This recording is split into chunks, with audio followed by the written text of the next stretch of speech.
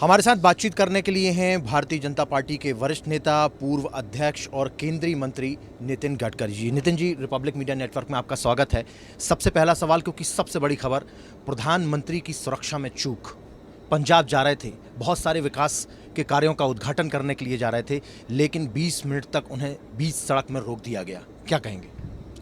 ये बहुत ही दुर्भाग्यपूर्ण है और लोकतंत्र के इतिहास में एक प्रकार से संविधान में हमारे राष्ट्रपति और प्रधानमंत्री एक हमारी संविधानात्मक पोस्ट है, ये संविधान की पोस्ट है, वो किसी पार्टी के नहीं होते। देश के प्रमुख के रूप में उनको इस प्रकार से एक प्रकार से अपमानित किया गया और इस प्रकार से रोका गया। कांग्रेस की सरकार है पंजाब में, जो कुछ हुआ वो अच्छा नहीं हुआ है, वो बहुत दुर्भाग्यपूर्ण और दुर्दैवी है। मुझे लगता है कि ऐसा करना निश्चित रूप से लोकतंत्र की परंपरा के लिए अच्छा नहीं है। प्रधानमंत्री जब लौट कर गए तो वहाँ के जो एयरपोर्ट के अधिकारी थे उनसे ये कहा कि अपने मुख्यमंत्री को बोलना थैंक यू, मैं जिंदा लौट कर आ गया हूँ भटिंडा एयरपोर्ट। ये प्रधानमंत्री ने खुद, ये उनकी जो प्रतिक्रिया है यही सब बातों को दर्शाती है।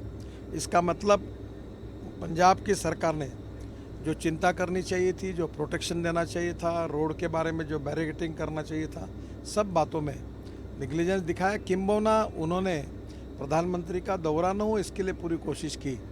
ये उनका जो कुछ उन्होंने किया है वो बहुत गलत है, हम उसका निषेध करते हैं, ये अच्छी बात नहीं हुई। प्रधानमंत्री न सिर्फ एक व्यक्ति के, प्रधानमंत्री पूरे देश के हैं, 130 करोड़ भारतीयों के हैं, लेकिन कांग्रेस पार्टी की तरफ से इस पर भी राजनीति की गई। कांग्रेस पार्टी की तरफ से ये नहीं बोला गया कि हम इसके लिए माफ़ी चाहते हैं, वहाँ पे कांग्रेस की सरकार है, या अपॉलॉजी व्यक्त करते। बनस्पत उन्होंने ये कहा कि चूंकि कुर्सियाँ खाली थीं इसलिए प्रधानमंत्री लौट कर चले गए। देखो, ये तो कांग्रेस पार्टी की प्रतिक्रिया बहुत ही दुर्भाग्यपूर्ण है। वास्तविक प्रधानमंत्री को रास्ते में रोका गया, वो अटक गए थे, यही आपने बताया।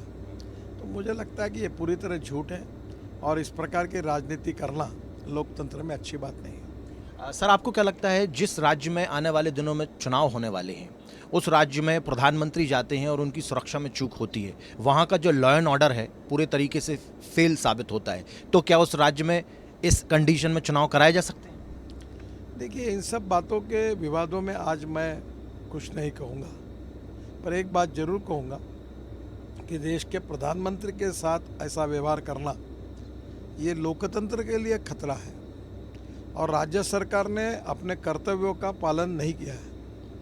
वहाँ के पुलिस की, वहाँ के मुख्यमंत्री की, वहाँ के राज्य शासन की ये नैतिक, लीगल और संविधानात्मक जिम्मेदारी थी कि प्रधानमंत्री को सुरक्षा प्रदान करें, उनको ठीक रास्ता मिले, रास्ते में किसी प्रकार के ऑब्स्टेकल ना हो। लोग आए कैसे रास्ते पर, रोका कैसा उन्होंने? ये तो पुलिस ने कुछ किया नहीं, इसलिए वो आए। कैप्टन अमरिंदर कह रहे हैं कि 10 किलोमीटर दूर पाकिस्तान की बॉर्डर है, इंटरनेशनल बॉर्डर, उसके अंदर, भारत के अंदर प्रधानमंत्री की सुरक्षा नहीं हो पाई। नहीं, निश्चित रूप से ये बहुत ही गलत बात हुई है और निश्चित रूप से आने वाले चुनाव में कांग्रेस पार्टी को इसकी कीमत चुकानी पड़ेगी। पंजाब में चुनाव होने वाले हैं। भारतीय जनता पार्टी पहले अकाली दल के साथ लड़ती थी, अब भारतीय जनता पार्टी जो है अमरिंदर सिंह के साथ, ढींगता के साथ उनका गठबंधन हुआ है। पूरा मौका है भारतीय जनता पार्टी को पूर्ण रूप से एक बड़े भाई की भूमिका में आने का। किस तरीके से देखते हैं इस बार के चुनाव को पंजाब के? देखिए, जब अकाली और बीजेपी की युति हुई तो हमें 18-20 जगह, 22 के ऊपर कभी जगह लड़ने को नहीं मिली। पिछले अनेक सालों से हम मर्यादित जगह पे लड़ते थे, तो पहली बार हमको मौका मिला है। पूरे पंजाब में हम लड़ेंगे और हमारे कार्यकर्ता परिश्रम करेंगे और पार्टी का भी विस्तार होगा और हमें सफलता भी अच्छी मिलेगी, ऐसा मेरा विश्वास है।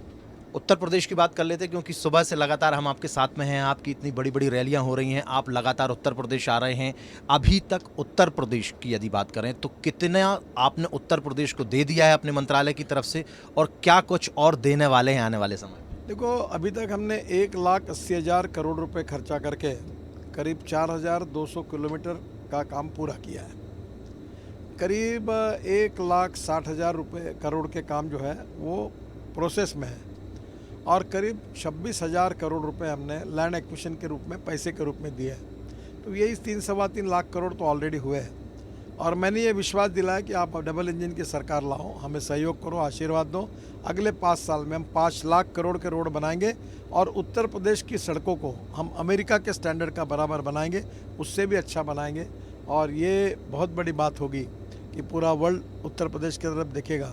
तो मैंने एश्योर किया है कि मैं विश्वास दिलाता हूँ कि एक्सप्रेस हाईवे बनाएंगे, एक्सिस कंट्रोल एक्सप्रेस हाईवे बनाएंगे, ब्रिजेस बनाएंगे, टनल बनाएंगे, अच्छे रोड बनाएंगे कंक्रीट के, और अमेरिका से भी अच्छे बनाएंगे। यही विश्वास मैंने उत्तर प्रदेश की जनता को दिया। लेकिन उत्तर प्रदेश में जो पहले समाजवादी पार्टी की तरफ से मुख्यमंत्री थे अखिलेश यादव, वो जब भी कोई उद्घाटन होता है या शिलान्यास होता है या कुछ लोकार्पण होता है, वो कहते हैं ये तो हमारा था, ये तो हमने सोचा था और ये क्रेडिट ले रहा है, ये तो सब कुछ हमारा किया हुआ है, इनका कुछ किया हुआ नहीं। बताइए कि हमारा कौन सा प्रोजेक्ट था जो उन्होंने किया था? उनकी तो सरकार ही नहीं थी। 7 साल से हम आए हैं, हमारी भारत सरकार के सब प्रोजेक्ट है। खैर वो उनके कहने की बात है। ये तो बात जरूर है कि उत्तर प्रदेश में योगी जी के नेतृत्व में लॉ एंड ऑर्डर की स्थिति इतनी अच्छी है, गुंडा राज खत्म हो गया, अंडरवर्ल्ड, क्रिमिनल, ये सब खत्म हो गया है। सज्जन लोग, अच्छे लोग एक अच्छी स्वाधीनता का सांस ले रहे हैं। तो मुझे लगता है कि लॉ एंड ऑर्डर की अच्छी सिचुएशन, यही हमारे सरकार की बहुत बड़ी उपलब्धि है। निश्चित रूप से इसका सपोर्ट योगी को बड़े प्रमाण पे योगी जी को मिलेगा। मतलब आपको लगता है कि विकास और लॉ एंड ऑर्डर दो विषय होंगे इस बार चुनाव लड़ने के लिए, मुद्दा होगा भारतीय जनता पार्टी की तरफ से, लेकिन लगातार धर्म के नाम पर भी, जाति के नाम पर भी बरगलाया जा रहा है लोगों को। आप प्रश्न पूछते हैं, हम जवाब देते हैं, फिर बोलते हैं आप बरगला करके। आप सवाल दूसरे समाजवादी पार्टी जो है वो हिंदू मुस्लिम कर रही है, ओवैसी हिंदू मुस्लिम कर रहे हैं। बात कह रहा हूँ कि कोई भी व्यक्ति उसकी जात, पंथ, धर्म, भाषा और सेक्स से बड़ा नहीं होता, उसके गुणों से बड़ा होता है। सबका साथ, सबका विश्वास। हम जाति के आधार पर कोई डिस्क्रिमिनेशन नहीं करना चाहते। सबका साथ, सबका विकास और सबका विश्वास, इसी आधार पर जाना चाहते हैं, चाहे कोई किसी भी धर्म को, किसी की जाति का हो।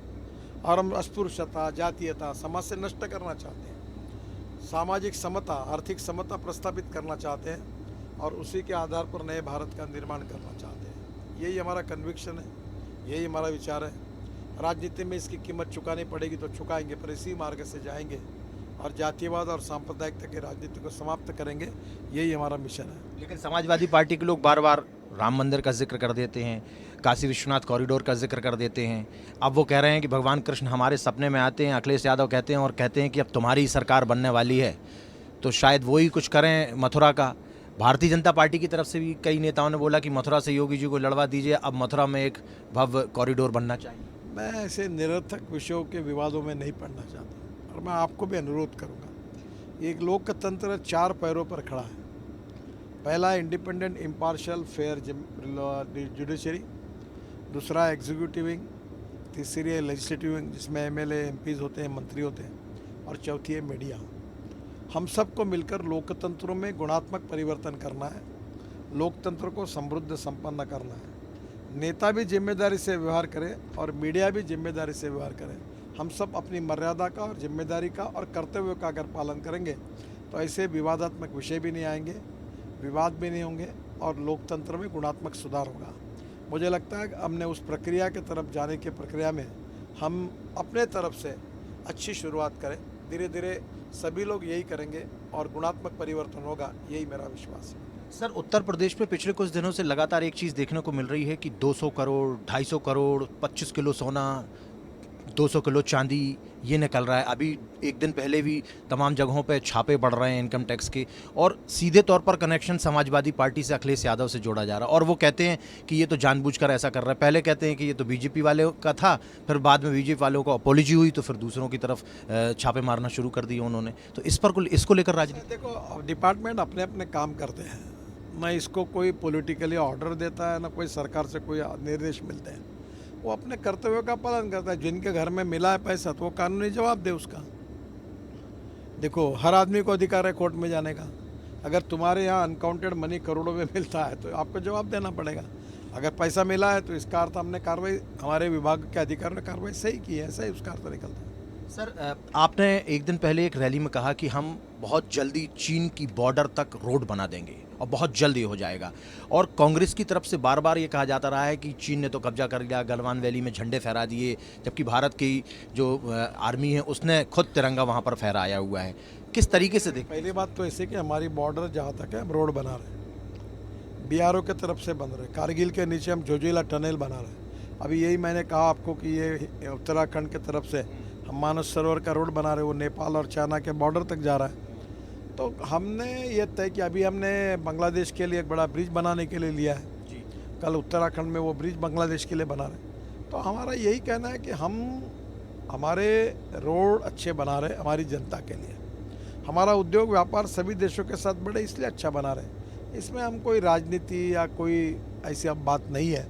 हमारे देश की जनता को अच्छा इंफ्रास्ट्रक्चर देना, अच्छे रोड बनाना, यही हमारा कर्तव्य है। मैंने तो जब मैं शिपिंग मंत्री था तो मैंने गंगा में जलमार्ग बनाया, ब्रह्मपुत्रा में बनाया, 3 मीटर का ड्रेजिंग किया, और फिर मैंने बांग्लादेश के प्रधानमंत्री के रिक्वेस्ट पर एक मुंगली करके पोर्ट है बांग्लादेश में, उसका भी ड्रेजिंग करके पूरा दिया, 250 करोड़ खर्चा किया।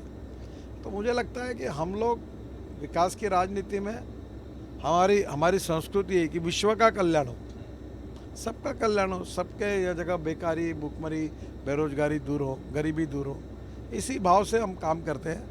और इसलिए हमारी ये जो थिंकिंग है ये संकुचित नहीं है, ये किसी के विरोध में नहीं है, हम विस्तारवादी नहीं है।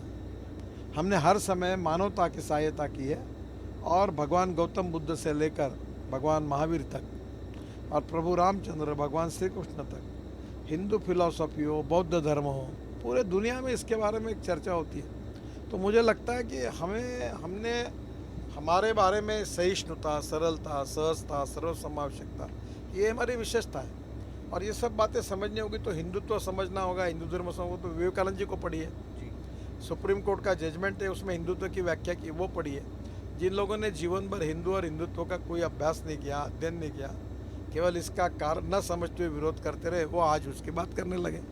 तो ये गलत बात है। जिनको जिसकी जानकारी नहीं उसमें उन्हें नहीं बोलना चाहिए। सर, उत्तर प्रदेश में गन्ना किसान जो हैं उनको लगातार टारगेट किया जाता रहा है, और गन्ना किसान कहीं ना कहीं एक बहुत महती भूमिका में रहे हैं। आपने एक सॉल्यूशन निकाला कि यदि गन्ना ज़बरदस्त तरीके से पैदा होगा तो उससे एथेनॉल बनाया जा सकता है और बहुत अच्छी कीमत उनको मिल सकती है। इसको लेकर आपका क्या कहना है, एथेनॉल को लेकर, खासकर गन्ना किसानों के लिए? देखिए, हमारे देश में कम से कम 350-400 चीनी मिलें हैं। ऑलरेडी गन्ना है, 190 लोकसभा क्षेत्र ऐसे हैं जहाँ गन्ना होता है, जो राजनीति वहाँ की प्रभावित करता है। हमारे देश में शुगर सरप्लस है, राइस सरप्लस है, गेहूँ सरप्लस है, मक्का सरप्लस है, एडिबल ऑयल का शॉर्टेज है।